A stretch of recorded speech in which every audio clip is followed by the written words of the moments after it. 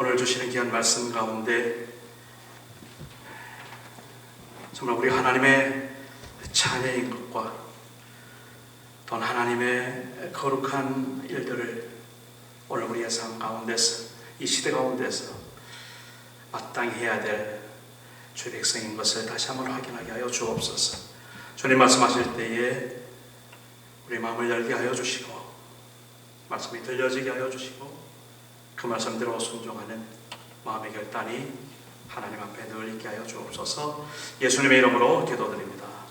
아멘.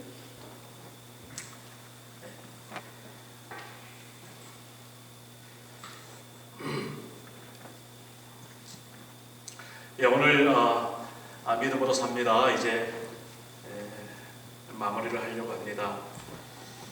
그동안 한 5번에 걸쳐서 함께 믿음으로 산다는 것이 무엇인지 살펴보았는데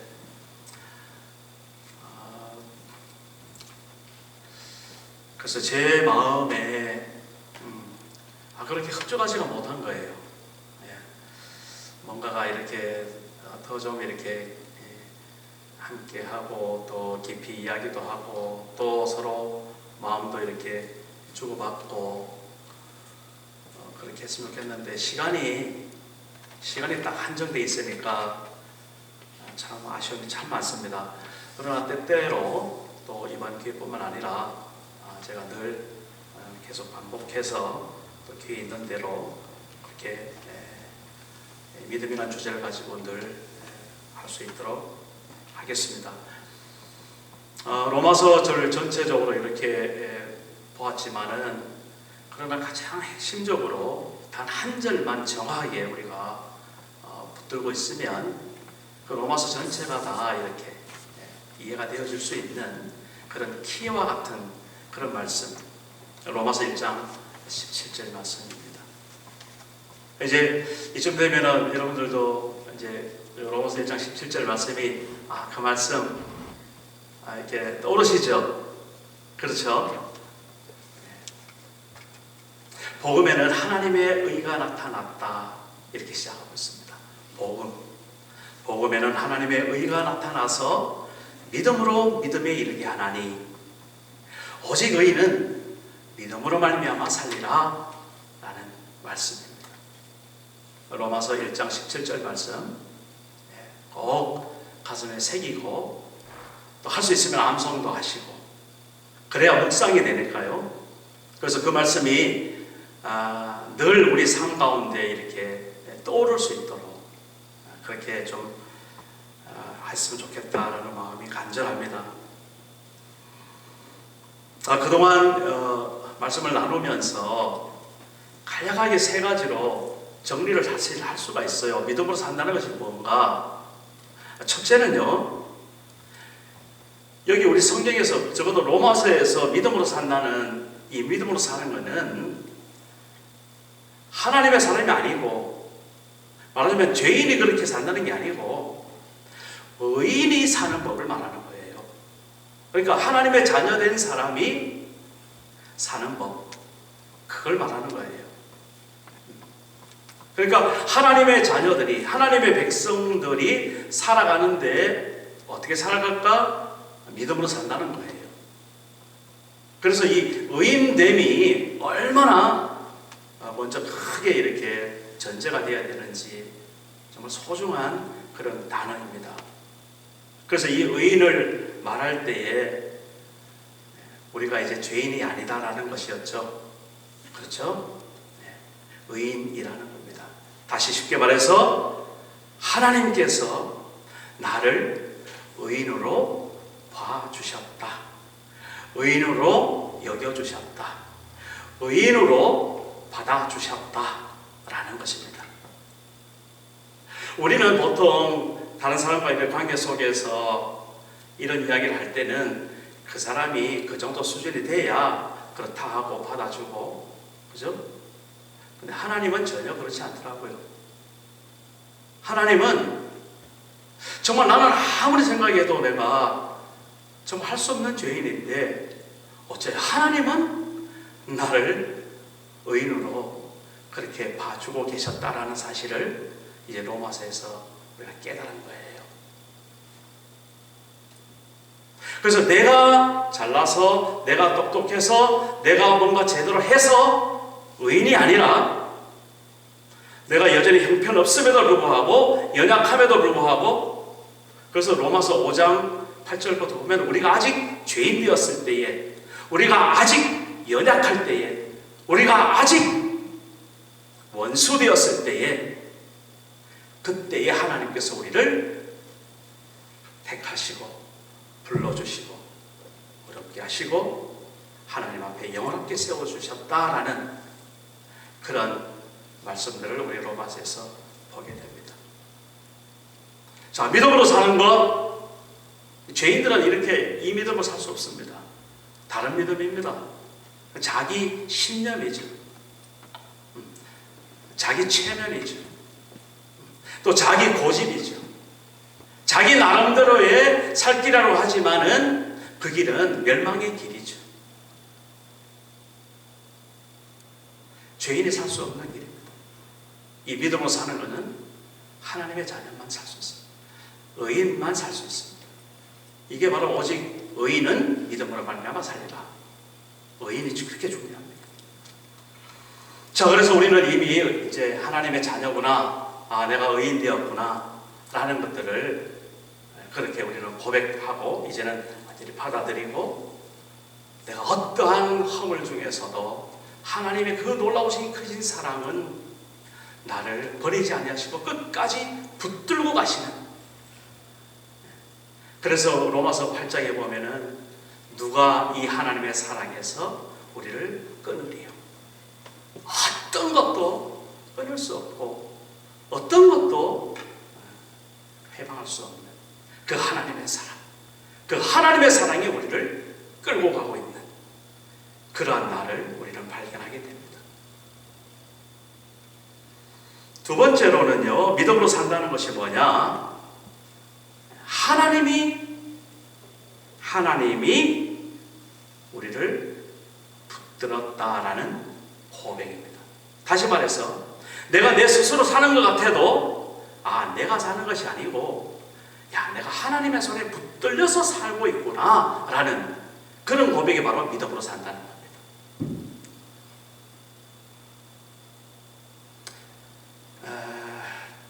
예수님께서 그렇게 말씀하시죠. 나는 처음과 나중이다. 나는 알파와 오메가다. 나는 시작과 끝이다. 하나님이 우리의 모든 일거수일투족을 붙들고 계신다는 그런 의식. 그래서 내가 하는 말이, 그리고 내가 하는 행동이, 내가 생각하는 그 모든 생각이 결국은 하나님께서 나를 붙들고 계시는 그러한 삶으로 내가 살아가고 있다는 고백. 이게 바로 믿음으로 산다. 사실은 이게 자유로운 것이죠. 세상은 좀 반대죠. 내 마음대로 하는 게 자유라고 생각하는 거죠. 그런데 우리는 주 안에서, 하나님의 그 은총 안에서, 예수 그리스도 안에서 참 자유를 말하는데, 그 자유라는 것은 하나님의 손에 붙잡힌 자유입니다. 이 자유라는 내 마음대로 하는 게 자유가 아니고 하나님의 뜻대로, 하나님의 계획대로, 하나님이 이끄시는 대로 붙잡혀서 가는 삶, 이게 자유라는 거예요. 거기에서 우리는 안식을 고백하는 거지.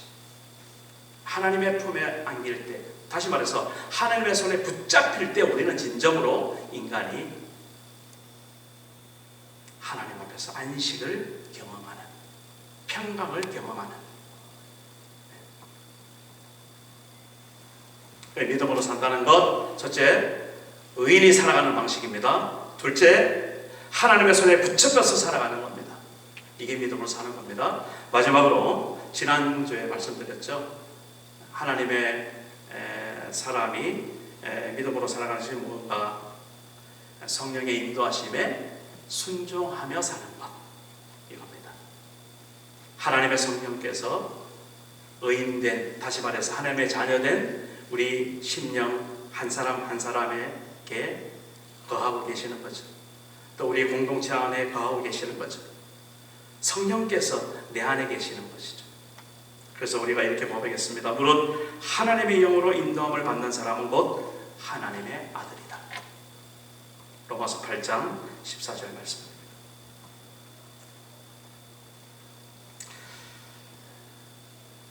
하나님의 영으로 내가 인도함을 받는다라는 자기 자각, 자기 어떤 그런 느낌, 그게 있는 거예요. 내 안에서 하나님이 기뻐하시는 것이 무엇인지, 하나님께서 참 좋아하시는 것이 무엇인지가 이제는 분별이 되는 거예요. 그래서 갈라디아서 5장에 보면 성령의 열매, 또 육신의 일 쭉 이야기하고 있습니다. 먼저 육신의 일에 대해서 쭉 이야기하고 있는데, 우리가 세상에서 사는 그런 악의 다툼, 우리가 살아가는 일반적인 그냥 인간의 어떤 그런 아주 험악한 그런 모습들.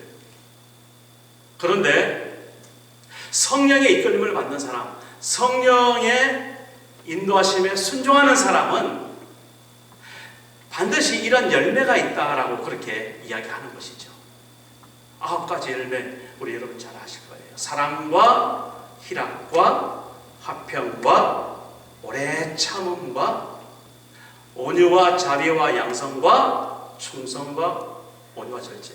헷갈렸는데 헷갈렸습니다. 어쨌든 이 9가지 열매, 이런 열매들이 내 삶 가운데 확인이 되는 거예요.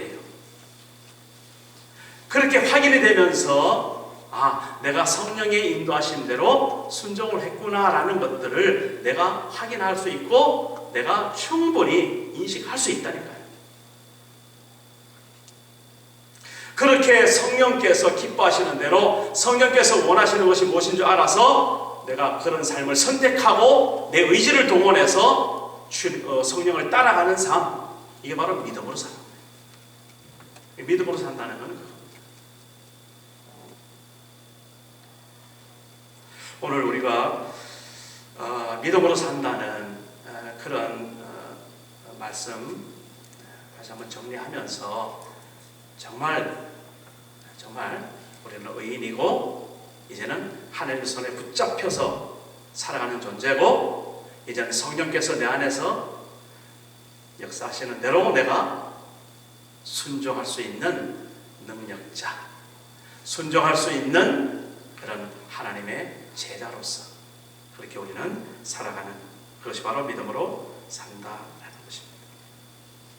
그런데 문제는요, 그렇게 하나님의 자녀로서 믿음으로 살아갈 때 꼭 빠질 수 없는 단어가 하나 딱 등장을 해요.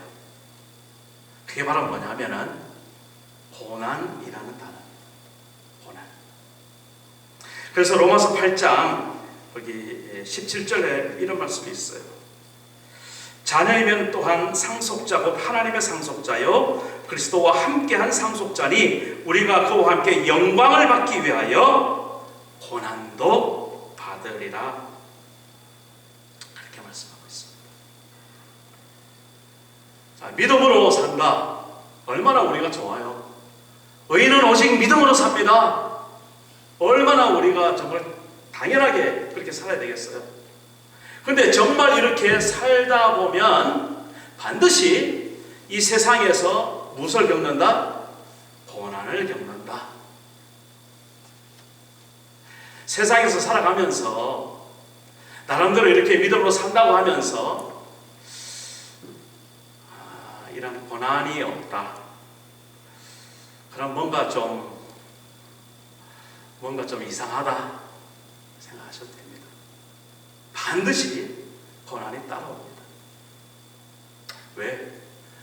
이 세상은 그렇게 하나님의 영광을 쫓는 세상이 아니거든요. 이 세상은 사단 마귀가 정말 하나님과 함께 살아가는 사람들을 가만히 놔두지 않는 세상이거든요. 기가 막히게 알고 은혜 자리에 틈타고 믿음으로 살려고 하는 사람들을 회방하고 세워지려고 하는 하나님의 교회를 흐트러뜨리는 그러한 고난의 모습이 우리에게 닥친다라는 것입니다. 그래서 예수님께서 아무든지 나를 따라오려거든 자기를 부인하고 날마다 자기 십자가를 지고 나를 따라와라, 그렇게 말씀하신 거예요. 십자가 있다라는 겁니다. 예수님께서 우리 죄를 위해서 십자가에 달려 죽으신 그 놀라운 은혜의 십자가, 승리의 십자가, 예수님이 죽으셨던 것처럼 우리도 오늘 이 시대에 이 상황 속에서 살아갈 때에 우리가 감당해야 될 우리의 십자가 있다라는 사실 잊지 마시길 바랍니다. 오직 의인은 믿음으로 말미암아 살리라, 우리가 얼마든지 말할 수 있죠. 그리고 믿음으로 산다는 것이 무엇인지 이제 정말 내가 하나님의 자녀로서 당당하게 살아가는 길이 보이는 것이죠. 그런데 그런 발걸음 속에 고난이, 역경이, 험난한 좁은 길이 놓여질 때마다 우리는 쉽게 좌절하고 포기하고 넘어지는 그런 모습 가운데 있다면 이제는 의뢰껏 우리 앞에 장애물이 있는 줄 알아서 거기에 흔들리지 말고 거기에 좌우되지 말고 여전히 말씀 그대로 오직 의인은 믿음으로 산다는 이 놀라운 고백 속에 날마다 승리하시길 간절히 바랍니다. 오늘 이 고난을 말하면서 본래적으로 오직 의인은 믿음으로 말미암아 살리라 했던 하박국 선지자를 말씀드리지 않을 수가 없습니다. 오늘 제가 이렇게 본문하고 이렇게 그 내용, 죽어 있는 내용은 조금 제쳐두시기 바랍니다. 다음 기회에 또 말씀을 드리도록 하겠습니다. 제가 오늘은 하박국 선지자에서 한번 간략하게 말씀을 드리려고 합니다. 왜 이 하박국 선지자가 오직 의인은 믿음으로 말미암아 살리라 그렇게 하박국 2장 4절에서 고백을 했는가? 사연이 그렇습니다. 유대나라, 다시 말해서 하나님의 백성들이 살아가는 그 이스라엘 그 나라에 그 하나님의 자녀라고 하는 사람들의 살아가는 모습이 정말 하나님의 사람인가, 정말 하나님의 백성인가 할 정도로 정말 시원찮게 살았던 그 시대의 그 아픈 모습을 이 하박국 선지자가 보게 되는 거예요. 그래서 그 하박국서에 보면은 그 세상의 여러 가지 어떤 그런 부조리, 불합리, 그런 것들을 정말 적나라하게 그렇게 지적을 하고 있습니다. 단도직입적으로 이렇게 고백하는 거예요. 정의가 굽게 행하여지는 사회. 그러니까 정의가 서지를 못하고 각종 거짓과 각종 불법이 성행하는 사회. 어느 나라를 말하는가 하면 다른 나라를 말하는 게 아니고 하나님의 백성들이 살아가는 그 유대 나라를 그렇게 보고 있는 겁니다.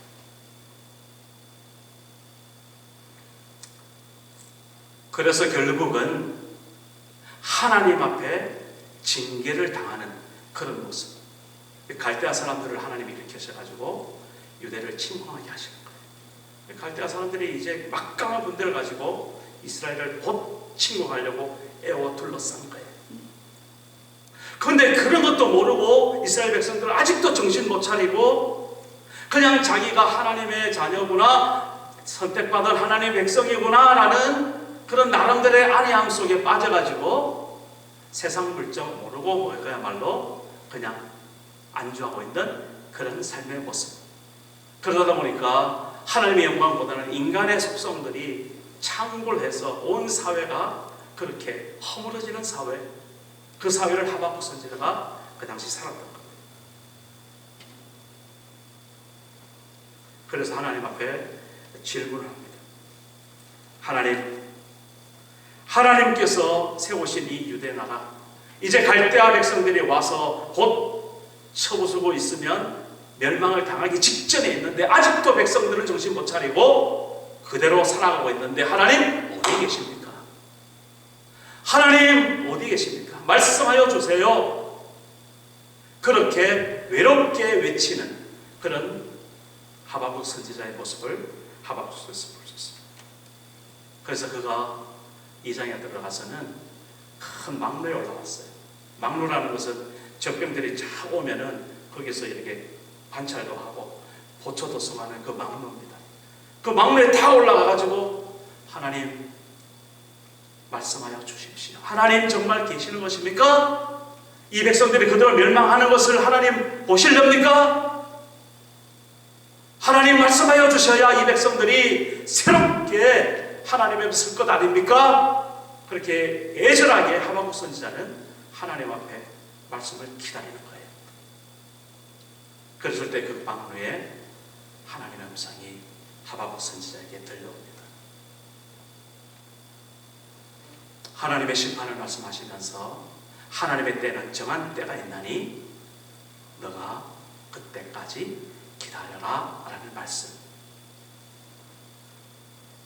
그리고 하나님께서 이 폐악한 유대 백성들을 그럼에도 불구하고 버리지 않고 이 유대 백성들을 끝까지 지켜주실 것이라는 그런 말씀들을 듣게 됩니다. 그리고 나서 하나님께서 이 하박국에게 하셨던 말씀이 바로 그거예요. 하나님의 때를 기다리면서 포기하지 말고 낭망하지 말고 끝까지 너의 위치를 지키면서 살아가야 되는데 그게 바로 오직 의인은 믿음으로 말미암아 살리라 라는 그런 고백을 하게 하십니다. 하박국 선지자는 그때 하나님께서 오직 의인은 믿음으로 말미암아 살리라라는 그 말씀을 들으면서 저는 그런 생각이 들었어요. 전혀 돌아가는 형편은 그게 아닌데 정말 이제 갈대아 사람들이 곧 와서 나라가 이제 망하고 유대 백성들은 하나님이 있는지 없는지도 모르고 다 뿔뿔이 흩어지고 하는 이 풍전등화 같은 이때에 하나님은 여전히 이스라엘 백성들을 붙들고 계시다고 말씀하시고 하나님의 때를 이룰 때까지 기다리라고 말씀하시고 그때까지 네가 사는 방식이 오직 의인은 믿음으로 말미암아 산다는 것을 말씀하시는 그 이야기를 이렇게 들었을 때 참 얼마나 기가 막혔겠나. 눈에 보이는 것도 없고 손에 잡히는 것도 없고 되어가는 것은 그냥 아무것도 없는 그런 상황 속에서 오직 하나님의 말씀만을 붙들고 그걸 외롭게 외쳐야 되는 그러한 하박국 선지자의 그 외로운 모습. 그런데 이 하박국 선지자가 그렇게 하나님 앞에 말씀을 드리면서 귀한 고백을 3장에서 기도로 이렇게 고백합니다. 하나님, 당신의 소문을 내가 이제는 들었습니다. 다시 말해서 하나님이 살아계신 하나님이라는 것을 이 하박국 선지자가 깨달은 거예요. 비록 지금은 막막한 어둠 같은 그러한 우리의 삶의 현실이지만은 그러나 하나님의 때가 되면 하나님께서 이 이스라엘 백성들을 새롭게 하시고 이 나라를 새롭게 세우시고 하나님의 손에 붙들고 하나님의 영광을 홀로 받으시는 그러한 백성으로 새롭게 하실 것이라는 그런 믿음을 가지는 거예요. 마치 오늘 우리가 내가 의인임에도 불구하고 여전히 죄 가운데서 살아가면서 낙심하고 넘어지고 무너지는 우리의 그런 모습을 하나님께서 여전히 붙들고 계시고 우리를 의인이라고 그렇게 사로잡아 주시는 그런 모습을 보는 것 같습니다. 그러면서 하박국 3장 16절에 이런 말씀을 해요. 하나님의 음성을 들었을 때에 내 창자가 흔들리고 하나님 내 입술이 떨렸습니다. 하나님께서 정말 믿음으로 살려고 하셨던 그 믿음을 가지고 하나님의 음성을 듣고 이스라엘 백성들을 살펴봤을 때 그들에게서 희망이 있는 것이 아니라 하나님께서 우리에게 소망을 주셨고 희망을 주셨고, 그래서 그 말씀을 붙들 때에 정말 그 말씀이 내 속에서 내 창자를 흔들고 내 입술을 떨게 하는 그런 능력의 말씀으로 하나님, 내가 하나님을 배웠습니다 라는 그런 기도와 찬양을 하박국 3장에서 말씀을 올리고 있습니다. 그러면서 마지막에 우리가 늘 아는, 익히 아는 그런 고백이 있죠. 어떤 고백입니까? 비록 무화과 나무가 잎이 떨어지고 외양간에 소도 없고, 그리고 내가 가진 것 아무것도 없다 할지라도 오직 나는 여호와 하나님 한 분만으로 내가 만족하고 기쁘게 살 것입니다. 무화과 나무 잎이 마르고 곳간에는 양식이 없으며 밤나무 열매 떨어지고요.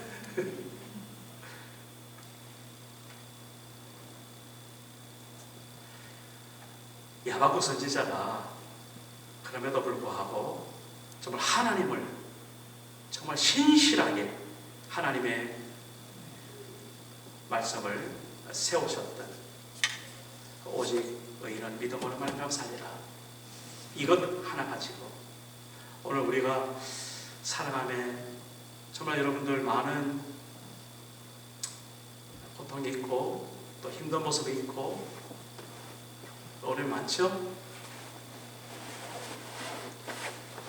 눈으로 보이는 것, 손으로 만져지는 것, 그거 따라가지 마시고 정말 우리를 하나님의 자녀 삼으셔서 하나님의 성령께서 내주하여 주시고 하나님의 음성을 온전히 순종하고 살아갈 때에 마지막에는 하나님 그분 한 분만으로 진정으로 만족하고 하나님 앞에 영광과 찬송을 돌리는 그런 삶이 우리에게 펼쳐지기를 주님의 이름으로 축원합니다.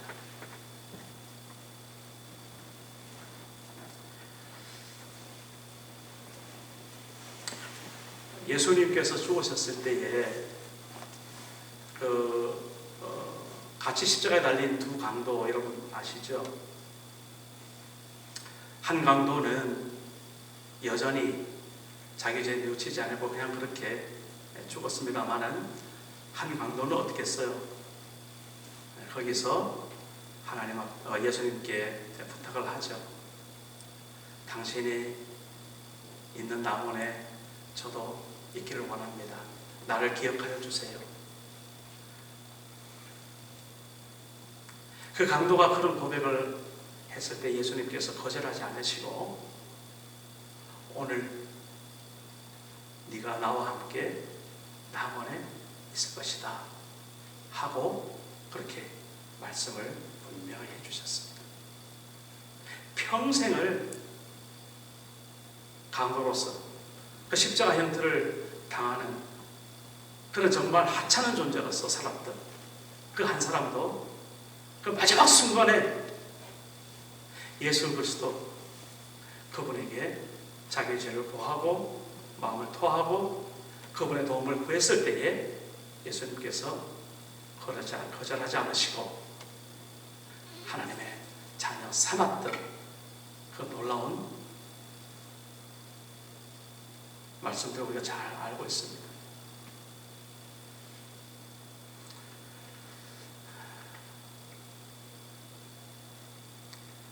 그 말씀을 보면서 저는 그 생각이 들었어요. 야, 그렇게 마지막에 구원받고 죽으면 천국 가서 좋긴 좋은데 참 아쉽다. 정말 이 세상에 살아있을 때에 하나님의 백성으로서, 하나님의 자녀로서 분명하게 자기가 인식을 하고, 그리고 그렇게 하나님의 자녀답게 살아가는 그 삶의 모습을 좀 누리고 하나님 앞에 섰으면 얼마나 좋았겠나 하는 그런 아쉬움. 그 아쉬움은 지금도 제가 버릴 수 없습니다. 다행히 우리는 오늘 그런 강도처럼 그렇게 구원받지는 않았죠. 이제 우리가 지금 하나님의 자녀로서, 내가 하나님의 백성으로서 그렇게 앞으로 살아갈 날이 많이 있다고 우리는 생각하죠. 얼마나 좋은 계획인지 모릅니다. 얼마나 다행인지 모릅니다. 쉽게 말해서 적어도 그 강도는 예수님과 함께 낙원에 있을지는 몰라도, 물론 그 자체도 된 거죠. 사실은 뭐 따지겠어요? 그럼 됐지. 그런데 우리가 말하는 상급은 없는 거예요. 그렇지 않아요? 고난이라는 거는 모르는 거예요. 그냥 구원받고 그냥 바로 천국 가는 거예요. 괜찮습니다. 그렇게 하셔도. 그런데 적어도 우리는 이제 그건 아니라는 겁니다. 그러면서 저는 그 누가복음 19장에 나오는 삭개오가 생각이 나요. 삭개오가. 이 삭개오가 세리장이 뭐 나이도 많고 부자였다고 합니다. 그런데 예수님이 이렇게 자기 동네 가는 걸 보고 예수님 보고 싶어서 뽕나무에 올라갔다 그랬죠? 돌감람나무에 올라갔어요. 올라갔는데 예수님이 해필 그 삭개오한테 가가지고 삭개오야 내려와라. 내가 오늘 너희 집에서 잘게. 너희 집에 같이 있을게. 그렇게 말씀해 주시는 거예요. 삭개오가 불이 나게 내려와가지고 예수님을 자기 집으로 안내합니다. 거기에 보면 영접이라는 말 단어가 나와요. 영접.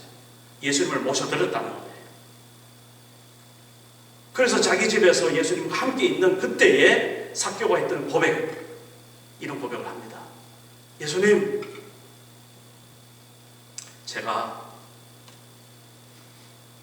가지고 있는 재산의 반을 갖지 못한 자에게 나눠주겠습니다. 자기 재산의 반을 뚝 잘라요. 그렇게 말씀하고 있습니다. 그리고 또 이렇게 합니다. 만일 내가 다른 사람에게 불의하게 다른 사람 걸 뺏어서 가진 것이 있다면 4배라고 다시 갚아 주겠습니다. 그런 고백을 하는 거예요. 예수님께서 그 고백을 들으시면서 오늘 구원이 이 집에 임하였다. 이 삭개오는 이방인이었어요. 그럼에도 불구하고 네가 아브라함의 자손이다. 분명하게 말씀하고 있습니다. 자, 그 후로 삭개오의 삶이 어떻겠습니까? 믿음으로 살아가는, 하나님의 자녀답게 살아가는 그의 놀라운 삶이 눈에 선하게 그리지 않았습니다. 오늘 우리가 이제 한 5번에 걸쳐서 믿음이 무엇인지, 의인이 무엇인지, 그리고 정말 이 믿음이라는 것조차도 내 것이 아니라 하나님 것이고, 하나님께서 주신 은혜고, 하나님께서 우리를 구원의 놀라우신 길로 이끌고 가시는 그런 놀라운 축복을 받은 우리가 정말 이제는 어떤 상황에서도 내가 하나님의 아들입니다 라고 말할 수 있는 우리가 살아가는 우리의 삶의 터전, 정말 거기서 이제는 정말 하나님의 자녀답게 정말 어떤 상황에서도 하나님 한 분만을 바라보면서 갈 수 있는 그래서 우리가 이제 하나님 앞에 섰을 때에 정말 하나님 앞에 잘했다 칭찬받는 그러한 믿음으로 사는 사람, 정말 그런 사람 되기를 간절히 소망합니다. 오늘 로마서 14장의 말씀은 믿음이 있고 없고를 말하는 게 아닙니다. 믿음이 있고 없고를 말하는 게 아니고, 믿음이 있긴 있는데 어떤 사람은 좀 큰 믿음이 있는 거고, 어떤 사람은 좀 약한 믿음, 연약한 믿음, 정말 보일랑 말랑 하는 그 믿음. 그러면서 뭐라고 이야기하고 있습니까? 절대로 비판하지 말고 업신여기지 말고 용납하라, 그렇게 말씀하고 있잖아요. 왜 그렇습니까? 그 연약한 사람을 하나님께서 받아주셨고, 그 연약한 사람을 하나님께서 세우셨다, 그렇게 말씀하고 있잖아요. 저는 오늘 이 말씀을 마치면서 정말 믿음으로 살아가는 우리 한 사람 한 사람이 정말 이 믿음의 선한 싸움 앞에서 당당하게 한번 승리를 쟁취하시는 그러한 믿음의 사람 되기를 간절히 소망하고, 혹 넘어지고 지쳐서 앉아있는 사람이 있으면 이렇게 세워서 함께 가는, 그래서 정말 우리 트리니티 한인교회가 정말 연약한, 정말 작은 믿음의 공동체라 할지라도 바로 이 연약한 믿음, 작은 믿음을 통해서 하나님의 정말 살아계심과 하나님의 부요하심이 우리 삶에서 증거가 되고 증명이 되어지는 그러한 하나님의 백성 되시기를 간절히 축복하면서 이 말씀 마치고 싶습니다. 기도하겠습니다. 하나님, 오직 의인은 믿음으로 말미암아 사느니라, 그렇게 하박국 선지자가 외쳤습니다. 정말 아무것도 가진 것도 없고 보이는 것도 없고 절망이 내 앞에 있다 할지라도 하나님 한 분만으로 이 세상을 살아갈 수 있는 그런 우리들 되게 하여 주옵소서. 하나님, 우리가 살아가는 우리의 삶의 현장 속에서 믿음의 사람답게 살아갈 수 있는 능력을 허락하여 주옵소서. 이제 내 안에 계신 하나님께서 무엇을 좋아하시고 싫어하시는지를 선명하게 알고, 이제는 하나님이 좋아하시는, 하나님이 기뻐하시는 그런 삶으로 내가 어떤 십자가를 짊어진다 할지라도 그렇게 살아갈 하나님의 사람, 우리 트리니티 한인교회 다 되게 하여 주옵소서. 감사드리고 예수님의 이름으로 기도드립니다. 아멘. 함께 일어나겠습니다.